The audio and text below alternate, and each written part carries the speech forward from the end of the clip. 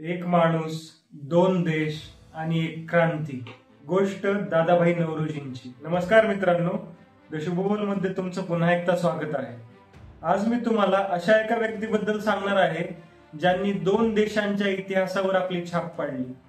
एका देशाचे ते ग्रँड ओल्ड मॅन झाले, तर दुसऱ्या देशाच्या संसदेत पोहोचणारे ते पहिले भारतीय ठरले.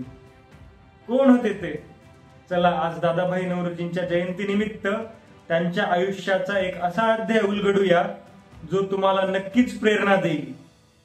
आज आपण केवळ त्यांचे योगदान नाही तर त्यांच्या आयुष्यातील काही अनपेक्षित अशा गोष्टी जाणून घेणार आहोत. विचार करा, 1892 साल, ज्या देशाने आपल्यावर राज्य केले त्याच देशाच्या संसदेत एक भारतीय खासदार म्हणून निवडून येतो. ही गोष्ट किती आश्चर्यकारक आहे. पण हे घडून आणलं होतं दादाभाई नौरोजींनी.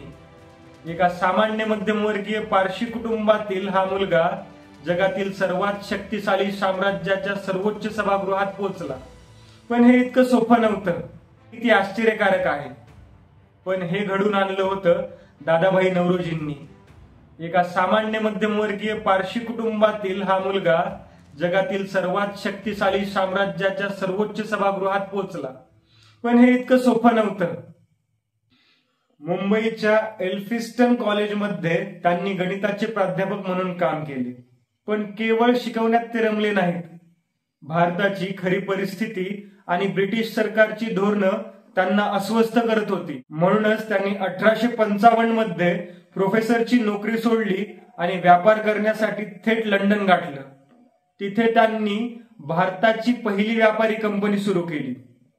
पण नौरोजींना हे दिसलं की हा निव्वळ व्यापार नाहीये, हा होता एक प्रकारचा रक्तस्त्राव.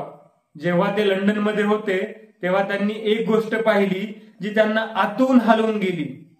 ब्रिटिश सरकार भारताच्या संपत्तीची कशी लूट करत आहे याचा एक पद्धतशीर अभ्यास त्यांनी केला. कागदपत्र, आकडेवारी आणि सरकारी अहवाल, त्यांनी अक्षरशः या सगळ्यांची चिरफाड केली. मग त्यांनी जगासमोर मांडला तो विख्यात ड्रेन ऑफ वेल्थ सिद्धांत. नौरोजींनी सांगितलं, हे पहा, ब्रिटिश सरकार भारतातील शेतकऱ्यांकडून शेतसारा गोळा करते, व्यापाऱ्यांकडून कर घेते आणि ते पैसे भारताच्या विकासावर खर्च न करता थेट इंग्लंडला पाठवते. केवळ आर्थिक सिद्धांत नव्हता, तो होता ब्रिटिशांच्या शोषणाचा पर्दाफाश करणारा आरसा. नौरोजींनी जगाला दाखवून दिलं की भारताची गरिबी ही नियती नाही तर ब्रिटिश धोरणांचा परिणाम आहे. त्यांच्या या सिद्धांताने ब्रिटिश साम्राज्याच्या पायालाच हादरा दिला. हे एक असं सत्य होतं ज्याने ब्रिटिश साम्राज्याची चांगली प्रतिमा धुळीस मिळवली. पण नौरोजी तिथेच थांबले नाहीत. आपल्या बोलण्यातून आणि लेखनातून त्यांनी ब्रिटिशांना त्यांच्याच देशात उघडं पाडलं. याच काळात त्यांनी ब्रिटिश संसदेत निवडून येण्याचा निश्चय केला. विरोधक त्यांची खिल्ली उडवत होते. ब्रिटिश पंतप्रधान म्हणाले, हा पारशी माणूस इंग्लंडमध्ये निवडून येणार नाही. पण नौरोजींनी हार मानली नाही.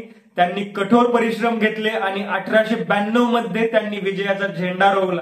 खासदार म्हणून शपथ घेताना त्यांनी बायबलवर हात ठेवण्यास नकार दिला.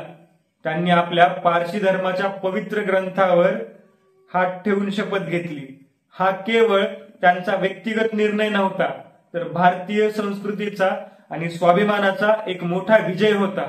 नौरोजींच्या या कार्यामुळे देशभरात एक नवीन लाट निर्माण झाली.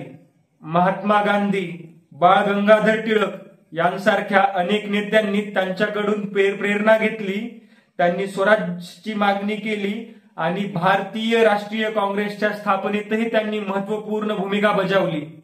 आज आपण दादाभाई नौरोजींच्या जयंतीनिमित्त हा व्हिडिओ बनवला आहे. पण त्यांची खरी जयंती आपण तेव्हा साजरी करू जेव्हा आपण त्यांच्या विचारांना आपल्या जीवनात आणू. त्यांच्यासारखंच आपणही आपल्या देशासाठी, आपल्या समाजासाठी काहीतरी चांगलं केलं पाहिजे. मोठं का नसेना, पण छोटं का होईना आपापल्या पातळीवर.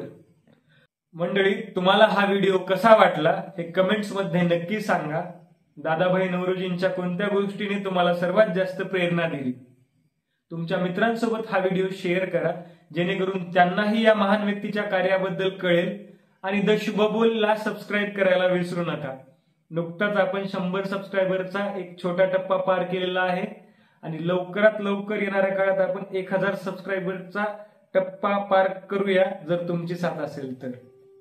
धन्यवाद.